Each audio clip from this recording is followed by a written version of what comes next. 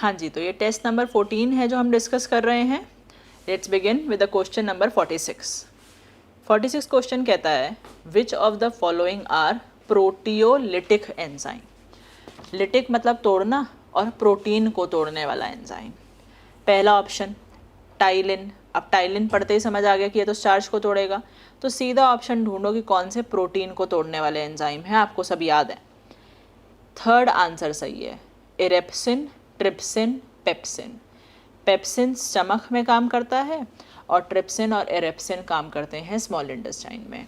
Erepsin याद करो, एक नाम दिया था हमने अमीनो पेप्टिडेज और डाई पेप्टिडेज को मिला करके, जो प्रेजेंट होते हैं इंटेस्टिनल जूस में। तो 46 का आंसर है 3।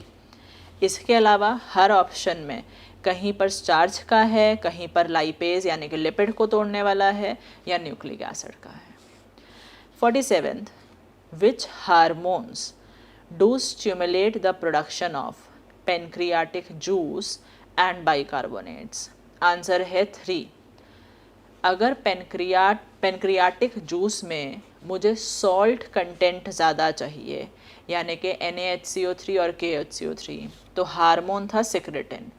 और अगर पेनक्रियाटिक जूस में मुझे सॉल्ट कम और एंजाइम ज़्यादा चाहिए, तो उसको स्टिमुलेट करता था कोलिसिस्टोकाइनिन। तो ये दोनों, जिसका एक्चुअली नाम था कोलिसिस्टोकाइनिन पेनक्रियोजाइमिन, CCK-PZ, अगर नहीं दिया है PZ तो मान के चलो बात ये पूरा उसी की कर रहा है। तो पेनक्रियोजाइमिन वाले हिस्से का काम था टू स्टिमुलेट मोर एंजाइम्स, और सिक्रेटिन वाले का काम था to stimulate more salts in pancreatic juice. तो 47 का आंसर हो गया 3। 48 carrier ions like Na+ facilitate the absorption of substances like. Answer है 1 अमीनो एसिड्स एंड ग्लूकोज। तो याद करो, सीधा सीधा लिखाया था कि अगर पूछे most of the Na+ and most of the glucose are absorbed by, तो आंसर था एक्टिव ट्रांसपोर्ट। और अगर पूछे some of the Na+, some of the K+, some of the glucose, या तो वो फैसिलिटेटेड डिफ्यूजन से जाता है with help of some carrier ions like Na+, और अगर वो ऑप्शन में नहीं है तो सिंपल डिफ्यूजन या पैसिव मेथड भी हो सकता था। तो सम salt, some Na+, some glucose can either be transported by carrier ions और by passive method, but most are transported by active method. तो जैसा आंसर क्वेश्चन आ जाए वैसा आंसर देना है। तो 48 का आंसर है 1। 49 JGA is a special sensitive region formed by the cellular modification of। Answer है DCT और एफरेंट आर्टीरियोल। याद करो, DCT के सेल्स मॉडिफाई होकर बने थे मैक्यूला डेंसा, और एफरेंट आर्टीरियोल के सेल्स मॉडिफाई होकर के सिक्रीट करते हैं रेनिन, इरिथ्रोपायोटिन और कैल्सीट्रायोल। याद आए नाम, ये हमने पढ़े थे सारे। और मैंने कहा था NCERT कहती है कि सिर्फ एफरेंट आर्टीरियोल के ही सेल्स मॉडिफाई होते हैं along with DCT, but not of efferent arteriole. तो NCERT के हिसाब से हमें आंसर 2 देना है। 50 इनमें से कौन सा अमीनो एसिड डेरिवेटिव हार्मोन है। 50 का आंसर है 3 हाइपोथैलेमिक, पिट्यूटरी और thymosin hormones mostly protein nature के हैं, अमीनो एसिड डेरिवेटिव्स नहीं हैं। एपिनेफ्रिन और एपिनेफ्रिन दोनों अमीनो एसिड के थे, T3 T4 अमीनो एसिड के थे, और मेलाटोनिन, सेराटोनिन। ये बात हमने हार्मोन्स वाले चैप्टर में भी देखी है और हमने इसको अमीनो एसिड्स के फंक्शंस में भी लिखा था। तो ये 6 हार्मोन आपको याद रखने हैं which are derived from amino acid, T3 T4 epinephrine, nor epinephrine, melatonin और serotonin. 51 expression of emotional reactions are under the control of. Answer है 1 लिम्बिक सिस्टम। याद करो हमने लिम्बिक सिस्टम को कहा ही था इमोशनल पार्ट ऑफ ब्रेन, और ये रखा हुआ था डायएन्सेफेलॉन के आसपास। ये इस तरह से डायएन्सेफेलॉन था, इस डायएन्सेफेलॉन के आसपास ये रखा हुआ था लिम्बिक सिस्टम। इस लिम्बिक सिस्टम में हमने देखा कि जनरेशन ऑफ इमोशंस होता है, जैसे कि फियर, एंगर और रेज, और यहीं पर short term to long term memory का कन्वर्जन भी हुआ था। तो limbic system is the answer for 51। First, the most developed and the largest part of brain cerebrum है, सेकेंड लार्जेस्ट पार्ट सेरिबेलम है, और corpora quadrigemina was the characteristic feature of midbrain of mammals. 52. Hyperpolarization of a neuron is mainly due to, answer है second, K plus outflux passively. याद करो depolarisation के समय Na plus का influx हुआ था via voltage gated sodium channel, और repolarisation के समय K प्लस का आउटफ्लक्स हुआ था via voltage gated calcium K plus channels. तो दोनों बारी वोल्टेज गेटेड चैनल थे, हमने कभी ATPase नहीं खर्च किया था उसमें, मतलब वो कैसे काम करते हैं, पैसिवली। सिर्फ सोडियम पोटेशियम ATPase पंप ही है जो एक्टिवली काम करता है। तो रीपोलराइजेशन के समय voltage gated K plus channel को -70 मिलीवोल्ट अटेन करते ही बंद हो जाना चाहिए था, लेकिन ये बंद होने में थोड़ा ज़्यादा वक्त ले लेते हैं, जिस वजह से -70 की जगह पोटेंशियल -90 तक चला जाता है, जिसे हम हाइपर पोलराइजेशन स्टेट कहते हैं। तो उसका जवाब है movement of K plus out passively, answer हुआ सेकेंड। 53, इनकरेक्ट मैच देखना है। ईयर ऑसिकल्स 6 ही होते हैं, हायोड बोन 1 है, एक्सियल स्केलेटन में टोटल 80 बोन्स थे, क्रेनियम पार्ट में टोटल 8 बोन्स थी जिन्हें हम क्रेनियल बोन्स कहते हैं। इसके अलावा 14 फेशियल बोन्स थी और ये टोटल स्कल था। तो क्रेनियम में 14 नहीं, क्रेनियम में टोटल 8 बोन्स थी। और याद करो ये 8 बोन्स आपस में फ्यूज़ हो गई थी और इनके फिक्स्ड जॉइंट को या फाइब्रस जॉइंट को हमने स्यूचर्स कहा था। तो ये 8 की 8 हड्डियाँ फ्यूज़ हो कर के बनाती हैं cranium, a protective bony box around the brain. तो 53 का आंसर है 4। 54, प्लाज्मा इज, आंसर है 2, the liquid portion of blood including the inactive clotting factors. ये सीरम नहीं पूछ रहा, प्लाज्मा पूछ रहा है। और प्लाज्मा क्या है? It is 55% of the total blood and the liquid part, the matrix part. इसमें तो सब कुछ ही होगा, सारे क्लॉटिंग फैक्टर्स होंगे, बस इनएक्टिव फॉर्म में रहेंगे। तो याद रखना है टोटल ब्लड का 45% हिस्सा ब्लड कॉर्पसल्स बनाते हैं और 55% हिस्सा प्लाज्मा बनाता है, जिसे मैट्रिक्स ऑफ ब्लड भी कहते हैं।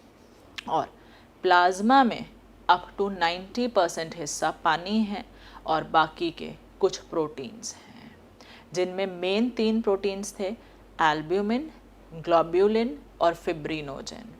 फिब्रिनोजन का रोल ब्लड क्लॉटिंग में था, ग्लोबुलिन हमें इम्यूनिटी देता है, और एल्ब्यूमिन पक्का याद रखना है, एनसीईआरटी में मेंशन्ड है।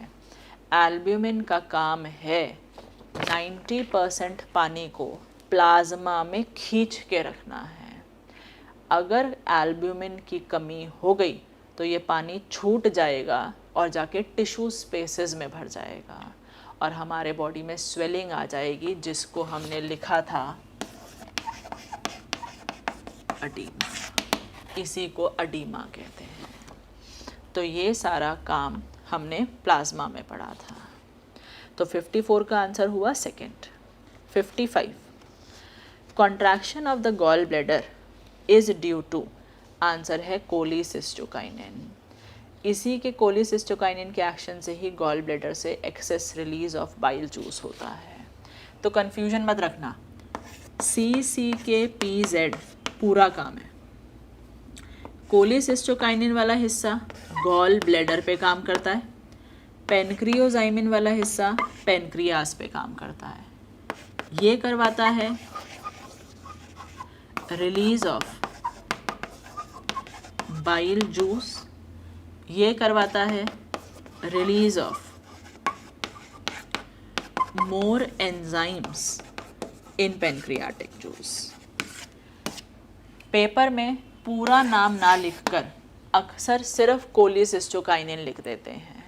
तो अगर कल को बात वो पेनक्रियास की करे, जैसे मैंने क्वेश्चन दिया है 47 वाला, बात वो चाहे इसकी कर रहा था लेकिन नाम में सिर्फ कोलिसिस्टोकाइनिन है, तो उसकी बात को समझ जाना है। अदरवाइज वो पूरा नाम मेंशन करेगा तो क्लियर ही रहेगा। तो 55 का answer 1। 56, although much CO2 is carried in blood, yet blood does not become acidic because answer है 2. In CO2 transport, blood buffers play an important role. तो ब्लड बफर्स हैं बहुत सारे, जिसमें से हीमोग्लोबिन भी बफरिंग एक्शन में हेल्प करता है। प्लस याद रखना है जो हमने क्लोराइड शिफ्ट पढ़ा है, जैसे ही HCO3- बाहर आता है, इसको मेनली कैरी करता है अपने साथ Na+ टू फॉर्म NaHCO3, ये बफर का काम कर रहा है, और थोड़ा बहुत कैरी करता है K+ टू फॉर्म KHCO3। इस वजह से कभी ब्लड की प्रॉपर्टीज चेंज नहीं होती। तो अगर कहे ब्लड में HCO3 आयंस के लेवल को कंट्रोल करने में मेन रोल किसका है, तो जवाब होगा Na+। ऐसे पूछे अदर देन Na+ कौन है जो बाइकार्बोनेट लेवल्स को मेंटेन करता है ब्लड में, तो होगा जवाब क्या, K+। तो 56 का आंसर फिलहाल यहाँ पर सेकंड होगा, क्योंकि फोर्थ ऑप्शन में वो Na2CO3 दे रहा है, जबकि NaHCO3 और KHCO3 बनते हैं। तो 56 का answer second. 57, the epithelial cells lining the stomach of vertebrates are protected from damage by HCl because answer है fourth, epithelial cells are covered by a mucus secretion। तो हमने पढ़ा है गॉबलेट सेल्स होते हैं स्टमक के वॉल में, वो गॉबलेट सेल सिक्रीट करते हैं म्यूकस, और म्यूकस लेयर जब तक है तो स्टमक एसिडिटी से बचा रहता है। 58, in lungs the air is separated from the venous blood through answer है second, squamous epithelium plus endothelium of blood vessels. कहीं का भी सेपरेशन पूछे तो हमने ऐसा डायग्राम पढ़ रखा है।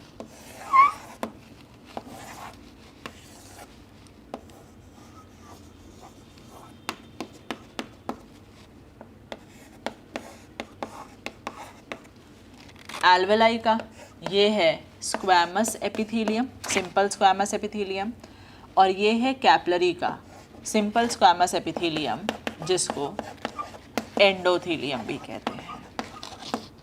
तो यही बात ये पूछ रहा है, लंग्स में वेनस ब्लड, ये मान लो venous blood is separated from the air via which layer. तो एक तो अपना एल्वेलाई का एपिथेलियम है, सिंपल स्क्वैमस एपिथेलियम, और ये एंडोथेलियम ऑफ ब्लड वेसल है। 59, if we take food rich in lime juice, then action of ptyalin on starch is reduced। Answer है सेकेंड। क्यों? जैसे ही लाइम जूस लिया, मुंह का pH हो गया हाईली एसिडिक, जबकि हमारा सलाइवा का pH होता है 6.8, दैट इज़ माइल्डली एसिडिक। तो जैसे ही pH चेंजेस हुए, उस वजह से टाइलिन का एक्शन वीक हो गया और एक्शन रिड्यूस हो गया। तो 59 का answer second. 60, if IRV, ERV and RV are this, then the value of FRC is, FRC याद करो, फंक्शनल रेजिडुअल कैपेसिटी, वो वॉल्यूम जो हमारे लंग्स में स्टोर रहता है आफ्टर अ नॉर्मल एक्सलेशन। तो नॉर्मल एक्सलेशन के बाद एक तो ERV स्टोर होएगा और एक RV स्टोर होएगा।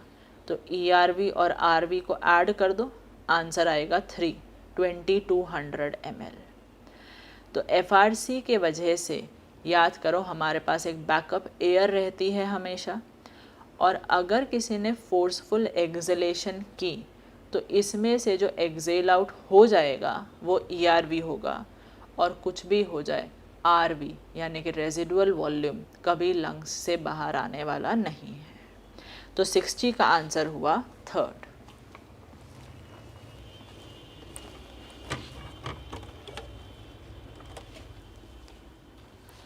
नेक्स्ट है 61, consumption of more cookies and candy bars trigger the release of, answer है इंसुलिन। 3, कुकीज़ कैंडी बार्स यानी कि सब में हाई लेवल्स ऑफ शुगर्स होंगे, और जैसे ही हमने ग्लूकोज का कंजम्पशन एक्सेस कर दिया तो उस ग्लूकोज को ग्लाइकोजन बनाकर स्टोर करवाने वाला जो सिग्नल देता है वो इंसुलिन होता है। तो जैसे ही हम ऐसी कोई चीज़ खाते हैं बॉडी में इंसुलिन लेवल्स बढ़ जाते हैं। 61 का answer 3। 62, correct sequence of air flow into the lungs, simple है, बस सीक्वेंस ध्यान से देखो। आंसर है 3। सबसे पहले नेज़ल कैविटी, नेज़ल कैविटी से पहले एक्सटर्नल लेयर्स हैं, फिर कैविटी हैं, इंटरनल लेयर है, इंटरनल लेयर के बाद आ गया फैरिंग्स, फैरिंग्स के बाद एक नैरो ओपनिंग है ग्लॉटिस, ग्लॉटिस के आसपास होता है लैरिंग्स, लैरिंग्स के बाद जो पैसेज है ट्रेकिया, ट्रेकिया के बाद वही ब्रोंकाई आएंगे, फिर ब्रोंकाई के बाद प्राइमरी सेकेंडरी टर्शरी ब्रोंकाई, फिर ब्रोंकियोल्स, एल्वेलर डक्ट और फाइनली एल्वेलाई। तो आंसर है इसका 3। बाकी सब में कहीं ना कहीं कोई चीज़ आगे पीछे हो गई है। इन क्वेश्चंस में बस पेशेंस से अपना पूरा सीक्वेंस याद कर लो, देखो ही मत ऑप्शंस को, अपना सीक्वेंस अच्छे से याद है, सीधा अपना ही आंसर दिखाई देगा फिर। 63, अगर एक इंसान प्रोलॉन्ग्ड फास्टिंग कर रहा है तो उसके यूरिन में किसके लेवल्स हाई होंगे? आंसर है 1। याद करो, डायबिटीज़ मेलाइटस के पेशेंट्स जिनमें ग्लाइकोजन लेवल्स नहीं होते हैं या बहुत लो होते हैं, उनके अंदर भी एक्सेस में फ़ैट ब्रेकडाउन शुरू हो जाता है। और अगर हम प्रोलॉन्ग्ड फास्टिंग करें तो शुरुआत में हमारे ग्लाइकोजन रिजर्व्स ख़त्म हो गए और उसके बाद फिर एक्सेस फ़ैट ब्रेकडाउन होगा। एक्सेस फ़ैट ब्रेकडाउन से ही बनती हैं कीटोन बॉडीज़, तो ये कीटोन बॉडीज़ ही यूरिन में निकलनी शुरू हो जाएंगी, जिसे कीटोन्यूरिया कहते हैं।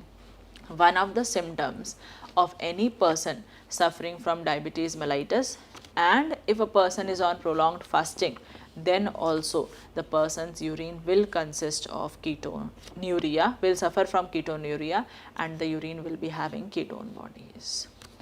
तो 63 का answer 1। 64, cells found in the choroid plexus that secrete cerebrospinal fluid are, answer है एपेंडाइमल सेल्स। 3, एपेंडाइमल सेल्स याद करो, ज़्यादातर कॉलमनार या कभी कभी क्यूबिकल एपिथेलियल सेल्स थे जो वेंट्रिकल्स ऑफ ब्रेन और सेंट्रल कैनाल या न्यूरोसील ऑफ स्पाइनल कॉर्ड में थे। यही सेल्स के बंडल्स हैं जिन्हें हम एंटीरियर कोरॉइड प्लेक्सस और पोस्टीरियर कोरॉइड प्लेक्सस कहते हैं। Anterior choroid plexus was in association with epithalamus and posterior choroid plexus was in association with the medulla oblongata. यही सेल्स के बंडल सिक्रीटरी नेचर के हैं, CSF बनाते हैं। तो 64 का answer 3। 65, diabetes mellitus takes place only when, answer है 4, beta cells of pancreas are in hyposecretion.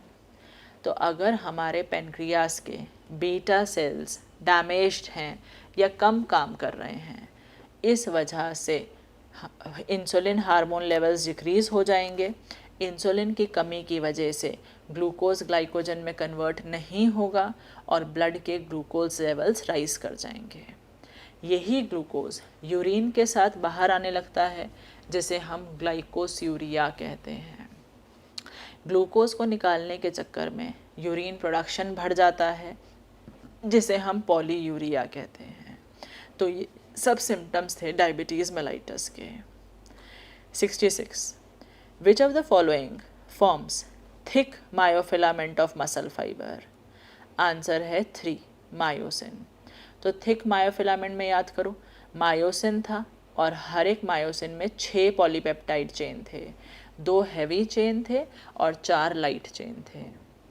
और जो थिन मायोफिलामेंट था उसमें 3 प्रोटीन्स थे, एक्टिन, ट्रोपोनिन और ट्रोपोमायोसिन। अगर पूछा जाए main proteins responsible for contraction कौन कौन है, वो है एक्टिन और मायोसिन। और अगर एक्टिन और मायोसिन में भी एक ऑप्शन दे दे तो आंसर टिक करना एक्टिन। क्यों? याद करो, मायोसिन के हेड पर, मायोसिन का हेड तो अपनी जगह पर रहता ना, उसके हेड पर स्लाइड कौन किया था? एक्टिन। तो जो अपनी जगह से हिलकर एक्चुअली में कॉन्ट्रैक्शन कर रहा है वो तो एक्टिन ही है ना। तो ये मायोसिन का हेड अपनी जगह पर ही बस शेप चेंज कर रहा था। तो वैसे तो आंसर होगा both actin and myosin are the contractile protein, but कल को पेपर में ऑप्शन दे दे इन दोनों में से एक बताओ तो आंसर एक्टिन करना है। 67. Blood analysis of a patient reveals unusually high quantity of carboxyhemoglobin. Which of the following conclusion is most likely to be correct? The patient has been inhaling polluted air containing unusually high content of. Answer है 4, carbon monoxide. याद करो, carbon monoxide की binding affinity for haemoglobin 200 times ज़्यादा थी as compare to oxygen, और हम 0.9 से 1% levels ही झेल सकते हैं, जिसके बाद the person will die of the poisoning. तो आंसर है 4th। 68. Acromion process is characteristically found in, answer है 2, pectoral girdle of pectoral girdle of mammals. इसमें हमने याद करो स्ट्रक्चर पढ़ा था स्कैपुला का,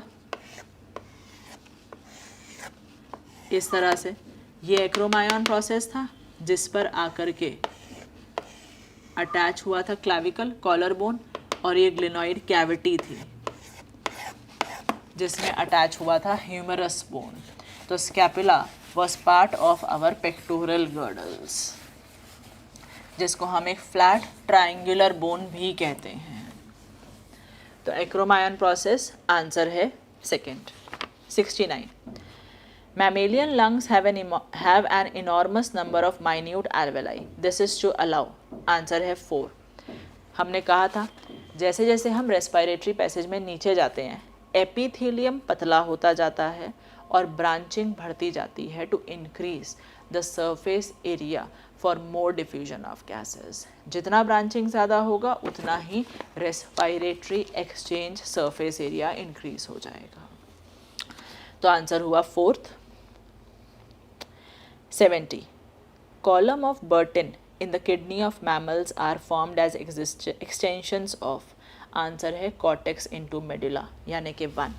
सिंपल क्वेश्चन है, इस तरह से हमने किडनी का स्ट्रक्चर पढ़ा है, ये कॉर्टेक्स था, ये मेडुला के पिरामिड्स थे, और हमने कहा था कि बीच बीच में जो गैप है ये कॉर्टेक्स मेडुला में एक्सटेंड हो सकता है, और इन्हीं एक्सटेंशंस का नाम था रीनल कॉलम्स ऑफ बर्टिनी। तो cortex into medulla. 71. Transmission of nerve fibre के दौरान कैसे कैसे पोटेंशियल चेंज होता है? आंसर है 4th, first negative then positive and again back to negative. याद करो सीधा ऐसे -70 millivolt polarise state, +30 millivolt depolarise, +30 से फिर -70 पहुंचने तक का रास्ता रीपोलराइज, और फिर से -70 यानी के पोलराइज्ड। ये Na+ इनफ्लक्स से हुआ था, ये K+ आउटफ्लक्स से हुआ था, और दोनों ही मूवमेंट पैसिवली होते हैं। हमने कहीं मेंशन नहीं किया था कि ये एक्टिव चैनल्स हैं। तो इसका आंसर हुआ 4th। 72. Which of the following options give the correct categorization of animals according to type of nitrogenous waste? Answer है 3।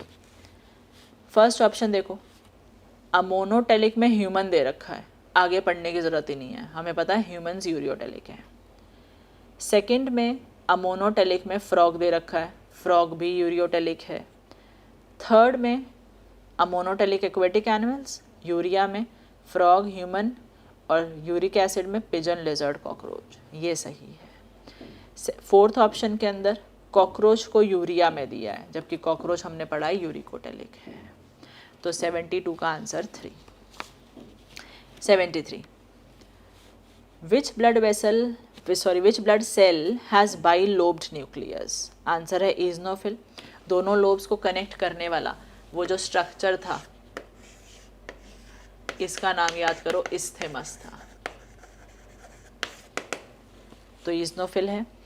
Blood cell having role in phagocytosis, या तो मोनोसाइट होगा या फिर होगा न्यूट्रोफिल।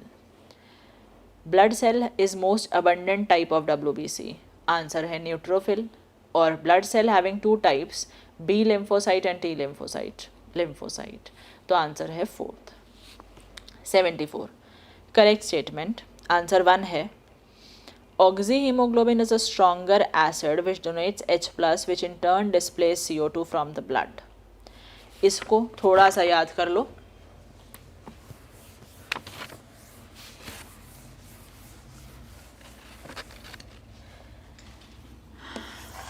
हमने कहा था जब O2 आता है RBC में एल्वेलाई से, इसके आने से H+Hb टूटा था, H+ लेवल्स इंक्रीज हुए थे, तब ये H+ जुड़ा था HCO3 माइनस से, H2CO3 बना था, ये टूटा था, H2O + CO2 बना था, सब RBC के अंदर, और तब ये CO2 किसको मिला था वापस? एल्वेलाई को। तभी हमने कहा फॉर्मेशन ऑफ ऑक्सीहीमोग्लोबिन Hb और O2 के जुड़ने से जो HbO2 बना, उसके बनने के लिए किसके लेवल्स इंक्रीज हुए थे? H+ के। अब HbO2 तो बन गया, लेकिन H+ के इंक्रीज होने से ही तो H++ बाइकार्बोनेट जुड़े और टूटकर CO2 बना, और ये CO2 एल्वेलाई को मिला। इस इफेक्ट को याद करो, हमने हाल्डेन्स इफेक्ट कहा था। हाल्डेन्स इफेक्ट की सीधी भाषा थी कि अगर O2 नहीं आता तो एल्वेलाई को CO2 भी नहीं मिलता। तो ये हाल्डेन इफेक्ट ज़्यादा इम्पॉर्टेंट था बोहर्स इफेक्ट से, जबकि बोहर्स इफेक्ट कहता है कि टिश्यू को ऑक्सीजन तब तक नहीं मिलेगा जब तक CO2 नहीं आएगा, लेकिन हमने कहा O2 मिले टिश्यू को, उससे ज़्यादा इम्पॉर्टेंट है कि CO2 बॉडी से बाहर हो जाए। तो Haldane's effect has more importance than the Bohr's effect. 74 का answer 1। 75 DCT lies close to the nephron, to the same nephron, and forms a complex structure called JGA. Cells of this structure release enzyme renin. तो देखो, दो option में तो pepsinogen है, ख़त्म करो उसे। उसके बाद रेनिन के 2 ऑप्शन बचे और एक में ईफरेंट बता रहा है। ईफरेंट कभी नहीं बनाता JGA, तो आंसर हो गया 1। DCT lies close to glomerulus, forms a structure JGA, and cells of these structure secrete renin. तो 75 का answer 1। 76 select the odd one out with respect to brain stem. Brain stem हमने कहा था best option है, mid brain, pons और medulla बनाते हैं। ये ऑप्शन में नहीं है तो था mid brain plus hind brain. अब तो पूछ ही ऑड वन आउट रहा है, तो पॉन्स है, मेडुला है, मिड ब्रेन है, cerebellum is not part of brain stem. 76 का answer 2। 77 node of Ranvier is the area where myelin sheath is absent but neurulema is present. Answer है 4th, myelin sheath is absent. तो node of Ranvier पे myelin sheath नहीं होती, तभी तो याद करो डिसकॉन्टिन्यूस कंडक्शन हुआ था in case of myelinated nerve fibre by jumping from one node of Ranvier to another. वही कंडक्शन फास्ट था जिसे सॉल्टेटरी कंडक्शन कहते हैं। तो 77 का answer 4। 78 following is a scheme showing fate of carbohydrates during digestion. Simple है, 78 का answer है 4। स्टार्च को अमाइलेज तोड़ेगा, बनेगा maltose plus isomaltose plus alpha dextrin. Maltose को माल्टेज तोड़ेगा, 2 ग्लूकोज बनेंगे। लैक्टोज को लैक्टेज तोड़ेगा, ग्लूकोज प्लस गैलेक्टोज बनेगा। सुक्रोज को सुक्रेज या इन्वर्टेज तोड़ेगा तो बनेगा ग्लूकोज प्लस फ्रक्टोज। तो 78 का आंसर 4।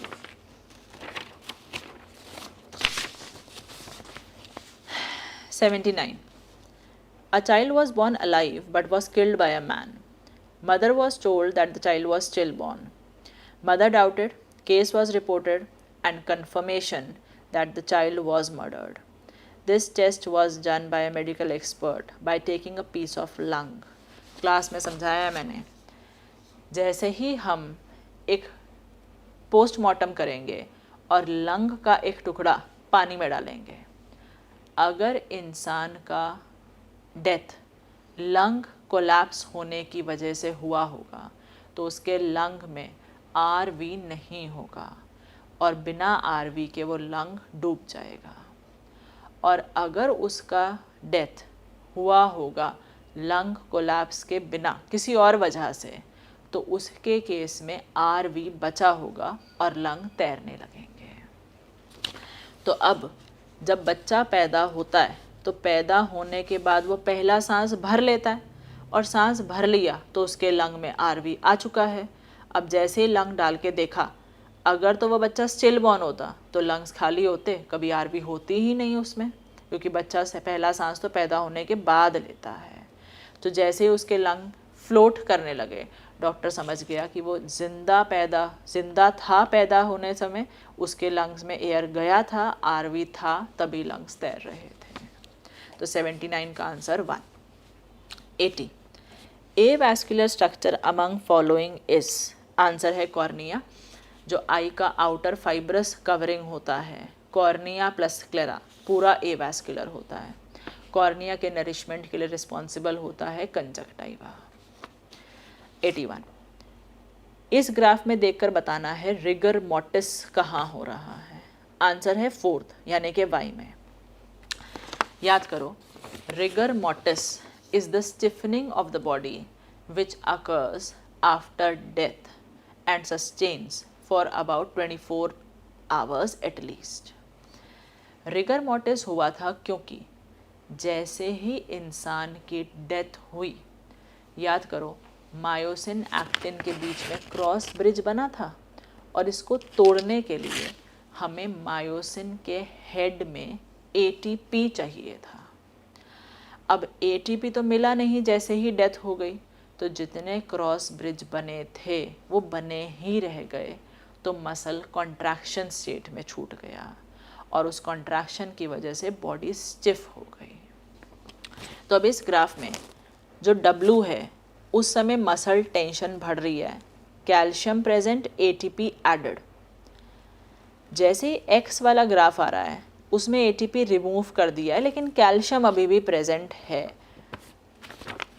जैसे Y वाला ग्राफ आया है तो मान के चलो कि वहाँ एटीपी नहीं है और कैल्शियम भी एब्सेंट है, तो वो रिगर मोर्टिस का बेस्ट स्टेट डिफाइन कर रहा है, क्योंकि X स्टेट में अभी कैल्शियम आयन प्रेजेंट दिखा रहा था और Z के अंदर फिर एटीपी रिमूव तो था ही, कैल्शियम भी एब्सेंट है। और जैसे ही वो देखा तो टेंशन देखो कम होनी शुरू हो गई है, तो वो जो खिंचे हुए थे धागे, ऐसे कॉन्ट्रैक्शन थी, वो टेंशन थोड़ी रिलीज होनी शुरू हो गई है।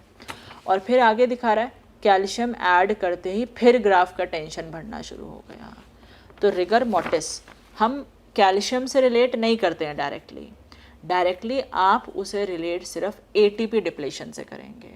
जहाँ एटीपी रिमूव्ड है और कैल्शियम भी नहीं है, वो सबसे बढ़िया स्टेट है, क्योंकि ये भी हमें पता है कि डेथ के बाद कैल्शियम आयन भी अवेलेबल नहीं होने वाला है। तो आंसर रहेगा Y. 82. A recording shows that the atria are contracting normally, but after few beats, ventricles fail to contract. इसका वजह से पता चलता है कि क्या चीज़ ठीक नहीं है, वो है AV नोड। अगर पी वेव नॉर्मल है मतलब एट्रियल कॉन्ट्रैक्शन हो रहा है ऐसे नोड के इन्फ्लुएंस में और ऐसे नोड ने अपना सिग्नल एवी नोड को भी दिया, लेकिन अगर क्यूआरएस वेव नहीं है मतलब एवी नोड ठीक से काम नहीं कर रहा, बंडल ऑफ हिज और पुरकिंजे फाइबर्स में सिग्नल नहीं पहुंच रहा है। तो आंसर हो गया first. 83 which of the following are false. Kidney में बाहर कॉर्टेक्स और अंदर मेडुला होता है, सही है। मेडुला को हम मेडुलरी पिरामिड्स या रीनल पिरामिड्स में डिवाइड करते हैं, सही है। पिरामिड्स ओपन होते हैं मेजर कैलिसेस में वाया रीनल पैपिला, फिर माइनर कैलिसेस होता है, फिर पेल्विस होता है, सही। Extension of cortex into medulla is called Bertini, सही। तो इनमें से कोई भी ऑप्शन गलत नहीं है, आंसर होगा फोर्थ। 84 ये साइकिल कार्डियक साइकिल है। ए वाला जॉइंट डायस्टोल होता है जब दोनों एट्रिया और दोनों वेंट्रिकल्स रिलैक्स्ड होते हैं। बी वाला एट्रियल सिस्टोल है और सी वाला वेंट्रिकुलर सिस्टोल है। 84th में हमें देखना है करेक्ट स्टेटमेंट, आंसर है 4। During B atria contract due to a wave of contraction by S A node. A के समय कह रहा है ट्राइकैस्पिड बाइकैस्पिड बंद होते हैं, वो नहीं हो सकता, चारों चेंबर रिलैक्स्ड हैं, एट्रिया का खून वेंट्रिकल्स में गिर रहा होता है। सेकेंड में कहता है कि बी के समय ट्राइकस्पिड बाइकस्पिड बंद है। अब बी में तो एट्रिया कॉन्ट्रैक्ट कर रहा है, एट्रिया कॉन्ट्रैक्ट करेगा तो वेंट्रिकल में खून गिरेगा तो तभी ना जब बाइकस्पिड ट्राइकस्पिड खुले रहेंगे, वो भी गलत। सी में कहता है कि semilunar valves open producing second heart sound, उन वैल्व्स के बंद होने से सेकेंड हार्ट साउंड आती है, ना कि खुलने से। तो आंसर हो गया फोर्थ। 85 मैच करना है, आंसर है 3। थायरॉक्सिन का काम है मेटाबॉलिज्म रेगुलेट करना। Thyroxine is the name for T4 tetra iodothyronine. Erythropoietin का काम है to stimulate bone marrow for production of RBCs. Erythropoietin RBC production करता है और ये एरिथ्रोपायोटिन याद करो किडनी सेल्स ने सिक्रीट किया था which were part of JGA।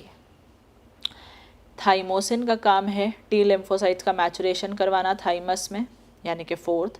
और ग्लूकागॉन का काम है to stimulate liver to convert glycogen into glucose. Glucagon catabolic hormone था, ग्लाइकोजन को तोड़ता है, और इंसुलिन एनाबॉलिक हार्मोन था, ग्लाइकोजन को बनवाता है। 86 the protective outer most meninges surround brain is, answer है ड्यूरामेटर। ड्यूरामेटर के नीचे था अरखनॉइड मेटर और सबसे नीचे था पायामेटर। पायामेटर क्लोज प्रॉक्सिमिटी में होता है, सिर्फ पायामेटर ही वैस्कुलर होता है। ड्यूरा और अरखनॉइड याद करो नॉन वैस्कुलर है, और ड्यूरामेटर सबसे thick tough outer most cover होता है। तो 86 का answer second. 87 consider the following with reference to the mechanism of action of a steroidal hormone on a cell. Answer है इसका 4th। खुद सारे सीक्वेंस को लगाओ। स्टेरॉइडल हार्मोन सीधा सेल मेम्ब्रेन को क्रॉस कर सकता है क्योंकि स्टेरॉइड भी लिपिड नेचर का हो गया, नॉन पोलर नेचर का, और सेल मेम्ब्रेन भी। तो ये हमने क्लियर पढ़ा हुआ है। ये नॉन पोलर या स्टेरॉइड हार्मोन इसने सेल मेम्ब्रेन को क्रॉस किया, अंदर जाकर इसको अपना रिसेप्टर मिला। ये हार्मोन रिसेप्टर कॉम्प्लेक्स न्यूक्लियस में गया, क्रोमोसोम पर स्पेसिफिक जीन एक्टिव हुई, जीन ने रेप्लिकेशन किया, ट्रांसक्रिप्शन किया, ट्रांसलेशन किया, और फाइनली प्रोडक्ट बना, यानी कि प्रोटीन या एंजाइम्स जो भी चाहिए। तो स्टेरॉइड हार्मोन्स का एक्शन थोड़ा स्लो होता है बट लॉन्गर ड्यूरेशन पर रहता है, और वो जीन लेवल पर काम करते हैं। तो आप खुद अरेंज कर सकते हो इन सबको। तो 87th का आंसर है 4। 88 read the given statements and find the correct one. 88th का आंसर है 4। फर्स्ट है dendron of neuron secrete acetylcholine, ये गलत है। डेंड्रॉन नहीं, ये काम होता है एक्सॉन टर्मिनल्स में। और एसिटाइलकोलिन तो न्यूरोट्रांसमीटर है जिसका सिक्रीशन एक्चुअली साइटोन में होता है, स्टोर होता है वो एक्सॉन एंडिंग्स पर, वहीं से रिलीज होता है। याद करो साइटोन में निसल ग्रैन्यूल्स के इन्फ्लुएंस में काम होता है। सेकेंड है myelinated nerve fibres consist of myelin sheath, सही है। Non myelinated nerve fibre is not surrounded by myelin sheath, सही है। न्यूरोलेमा होती है, माइलिन शीथ नहीं। और transmission of impulse across electric synapse is faster than chemical synapse, तो आंसर है फोर्थ। सेकेंड और थर्ड सही है, फर्स्ट और फोर्थ गलत है। 89, एक क्रिकेट प्लेयर बॉल पकड़ रहा है फील्ड में तो उसकी कौन कौन सी बोन्स इन्वॉल्व होंगी, आंसर है फोर्थ, कई बार आया होगा ये, टार्सल्स, फीमर, मेटाटार्सल्स और टिबिया। पहले ऑप्शन में मेलियस दिया हुआ है, गलत। सेकंड वाले में अल्ना आ गया है, तीसरे में स्टर्नम आ गया है, तो चौथा ही होगा, पैरों की हड्डियां सब इन्वॉल्व होंगी। Last question 90, which is correct for electrical synapse, answer है इसका second. At electrical synapse membranes of pre and post synaptic neurons are in very close contact, सही है, उनके बीच में synaptic gap बहुत कम होता है, 0.2 nanometre. During electrical synapse chemical flows directly, chemical की तो बात ही नहीं करनी, इलेक्ट्रिकल है without use of neurotransmitter. Third, transmission is faster, सही है। इलेक्ट्रिकल साइनैप्स और केमिकल साइनैप्स साथ साथ काम कर सकते हैं, गलत। हमारे पास मोस्टली केमिकल साइनैप्सेस हैं और जहाँ केमिकल होगा वहाँ इलेक्ट्रिकल नहीं हो सकता है। सो 90 का आंसर है सेकंड। Thank you.